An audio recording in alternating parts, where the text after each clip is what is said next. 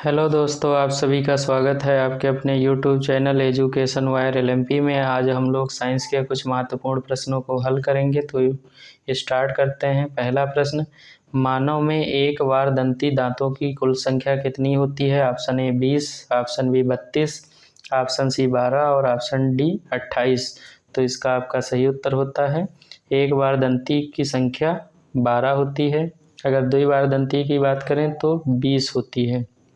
अगला प्रश्न, जैसे हृदय रुधिर से संबंधित है, फेफड़ा किससे संबंधित होगा? छाती से, श्वसन से, सांस से, वातावरण से ऑक्सीजन को रक्त प्रवाह में पहुंचाना। तो रुधिर क्या करता है, हृदय क्या करता है? वो रुधिर को पंप करता है। और फेफड़ा कैसे संबंधित हो जाएगा? तो इसका आपका सही उत्तर हो जाएगा ऑप्शन बी, श्वसन से हो जाएगा। अगला प्रश्न, एक मिनट, इसका सही आंसर आपका हो जाएगा ऑप्शन डी, वातावरण से ऑक्सीजन को रक्त प्रवाह में पहुंचाना। अगला प्रश्न, हमारा दंत वल्क से बना होता है। दंत वल्क किससे बना होता है? कैल्शियम फास्फेट से, कैल्शियम सल्फेट से, कैल्शियम ऑक्साइड से, कैल्शियम कार्बोनेट से।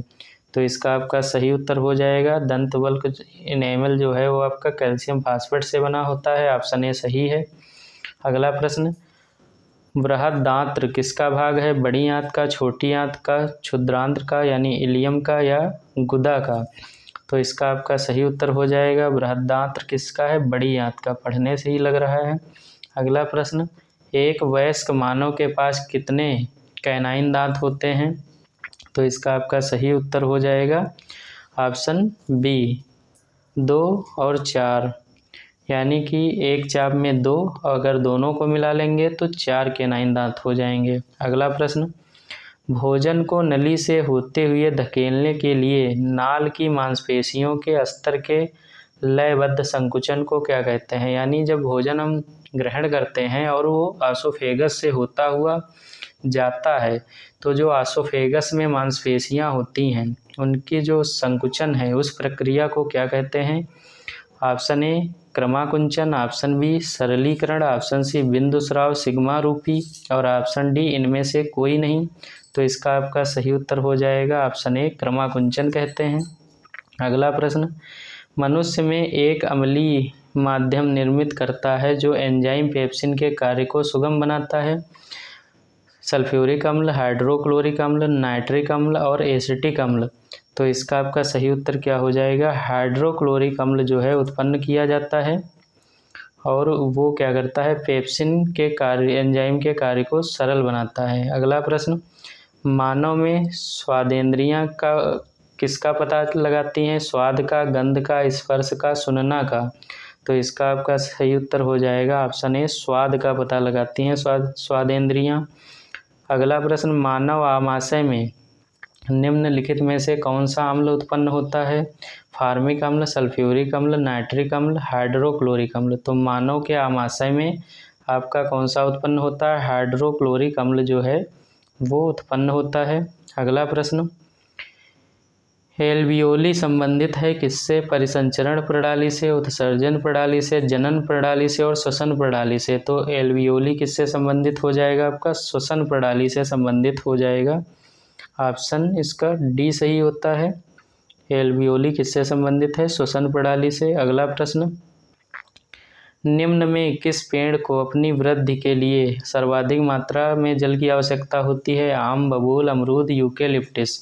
तो हम सभी लोग जानते हैं कि यूकेलिप्टिस को सबसे ज़्यादा जल की आवश्यकता होती है वृद्धि के लिए। तो इसका आपका सही उत्तर हो जाएगा यूकेलिप्टिस। अगला प्रश्न, रेगिस्तान में पैदा होने वाले पौधे क्या कहलाते हैं? हाइड्रोफाइट्स, मेसोफाइट्स, जीरोफाइट्स,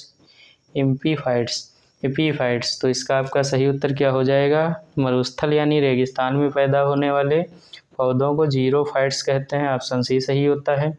अगला प्रश्न, ऊर्जा के किस रूप में प्रदूषण की समस्या नहीं होती है? कोयला, परमाणु, पेट्रोल, सौर। तो इसका सही उत्तर हो जाएगा आपका ऑप्शन डी, सौर ऊर्जा। कोयला, परमाणु, पेट्रोल जो है इसमें प्रदूषण की समस्या होती है। अगला प्रश्न, पारतंत्र में ऊर्जा का प्राथमिक या मुख्य स्रोत होता है सूर्य का प्रकाश, पौधों में संचित शर्करा, किण्वन में मुक्त ऊष्मा, श्वसन से मुक्त ऊष्मा। तो इसका आपका सही उत्तर क्या हो जाएगा? पारितंत्र में प्राथमिक ऊर्जा का स्रोत कौन है? सूर्य का प्रकाश। सूर्य के प्रकाश के द्वारा पेड़ पौधे भोजन बनाते हैं, जिन पे अन्य जो है पारिस्थितिकी तंत्र के घटक डिपेंड करते हैं। अगला प्रश्न, आरएच कारक की खोज किसने की थी? हेक्सले ने, लैंडस्टीनर एवं वीनर ने, डार्विन ने, मेंडल ने। तो अगर बात करें आरएच कारक की तो कार्ल लैंडस्टीनर एवं वीनर के द्वारा इसकी खोज की गई थी। और सबसे पहले आरएच फैक्टर का पता बंदर के रक्त से लगाया गया था और रक्त वर्ग की खोज भी कार्ल लैंडस्टीनर ने किया था। तो आरएच फैक्टर की खोज लैंडस्टीनर एवं वीनर हो जाएगा। अगला प्रश्न, निम्नलिखित में कौन सी गैस हीमोग्लोबिन से संयोग कर रक्त में एक विषैला पदार्थ बनाती है? CO2, CH4, CO और O2। तो जो आपका कार्बन मोनोऑक्साइड है ये हीमोग्लोबिन से क्रिया करके विषैला पदार्थ बनाती है। ऑप्शन सी सही होता है। अगला प्रश्न, आनुवंशिकी के जनक कहे जाते हैं? Lamarck, Darwin, Mendel, Khurana. तो आनुवंशिकी का जनक किसे कहा जाता है? तो इसका आपका सही उत्तर हो जाएगा ऑप्शन सी मेंडल को। मेंडल ने मटर पे प्रयोग किया था और इनका प्रयोग जो था उसमें मीठी मटर को लिया गया था। अगला प्रश्न, कोशिका में पाया जाने वाला आनुवंशिकी पदार्थ है DNA, RNA, प्रोटीन, कार्बोहाइड्रेट। तो अगर बात करें आनुवंशिकी पदार्थ की तो कोशिका में कौन सा आनुवंशिकी पदार्थ है? तो DNA पाया जाता है। इसका पूरा नाम डीऑक्सीराइबोन्यूक्लिक अम्ल होता है और RNA का होता है राइबोन्यूक्लिक एसिड। अगला प्रश्न, निम्नलिखित धातुओं में सर्वाधिक हीन चालक कौन सा है? लोहा, सीसा, सिल्वर, स्वर्ण। कह रहा सबसे हीन चालक कौन सा है हो जाएगा? तो इसका आपका सही उत्तर हो जाएगा ऑप्शन बी सीसा। अगला प्रश्न, किसी आवेशी चालक का संपूर्ण आवेश उसके कहाँ पर रहता है? आंतरिक पृष्ठ पर रहता है, बाहरी पृष्ठ पर रहता है, कुछ आंतरिक पृष्ठ पर, कुछ बाहरी पृष्ठ पर। और ऑप्शन डी उपयुक्त सभी सत्य हैं। तो कोई भी आवेशी चालक होता है तो उसका संपूर्ण आवेश उसके बाहरी पृष्ठ पर रहता है। ऑप्शन बी सही होता है। अगला प्रश्न, निम्न में विद्युत का सबसे अच्छा चालक है? लोहा, सिलिकॉन, कॉपर, सिरामिक। तो विद्युत का अगर सबसे अच्छा चालक की बात करें तो यहाँ पर क्या सही हो जाएगा? कॉपर। अगला प्रश्न, खाद्य ऊर्जा को हम किस इकाई में माप सकते हैं? कैलोरी, किलो कैलोरी यहाँ पर होगा, केल्विन में, जूल में, अर्ग में। यहाँ पे किलो कैलोरी कर लेंगे या कैलोरी। तो खाद्य ऊर्जा को हम किस माप में मापते हैं? तो आपका सही उत्तर क्या हो जाएगा? Kilo calorie. ऑप्शन ए सही हो जाएगा। अगला प्रश्न, सेल्सियस में माप का कौन सा तापक्रम 300 केल्विन के बराबर होता है? तो option A 30 degree Celsius, option B 27 degree Celsius, option C 300 degree Celsius और ऑप्शन डी इनमें से कोई नहीं। तो इसका आपका सही उत्तर होता है 27 डिग्री सेल्सियस जो है वो आपका 300 केल्विन के बराबर होता है। अगर इसको हम कन्वर्ट करना चाहें तो 273 प्लस 27 कर लेंगे तो ये जुड़ के आपका क्या हो जाएगा? 300 केल्विन हो जाएगा। अगला प्रश्न, निम्नलिखित में से समय का मात्रक नहीं है? अधिवर्ष, चंद्रमाह, प्रकाश वर्ष। तो इसका सही उत्तर होता है आपका प्रकाश वर्ष। ये आपका दूरी का मात्रक है। प्रकाश वर्ष के द्वारा खगोलीय पिंडों के बीच की दूरी मापते हैं। बाकी आपका आदिवर्ष, चंद्रमाह ये दोनों समय के मात्रक हैं। मैनोमीटर के द्वारा किसकी माप की जाती है? वायु दाब की, गैसों का दाब, द्रवों का घनत्व, सतह पर तेल का दबाव। तो अगर बात करें मैनोमीटर तो इसके द्वारा क्या मापा जाता है? गैसों का दाब मापा जाता है। अगला प्रश्न, किसी वनस्पति खाद्य में अधिकतम प्रोटीन होती है? किस वनस्पति खाद्य में सबसे अधिकतम प्रोटीन होती है? चना, मटर, सोयाबीन, अरहर। तो इसका आपका सही उत्तर हो जाएगा सोयाबीन में सबसे ज़्यादा प्रोटीन होती है, 42% इसमें प्रोटीन पाई जाती है। अगला प्रश्न, रक्त के स्कंदन में मदद करने वाला विटामिन कौन है? A, D, B, K। तो इसका आपका सही उत्तर क्या हो जाएगा? विटामिन के जो है वो रक्त के स्कंदन में मदद करता है और इसी की कमी से क्या होता है? खून का थक्का नहीं जमता है।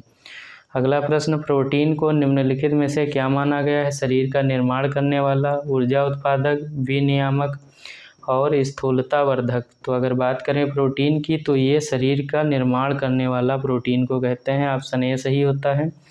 अगला प्रश्न, पाचन क्रिया में प्रोटीन निम्नलिखित में से किस पदार्थ में बदल जाता है? वसा, ग्लूकोज, अमीनो अम्ल और शर्करा। तो इसका आपका सही उत्तर होता है अमीनो एसिड में चेंज हो जाता है पाचन अम्ल।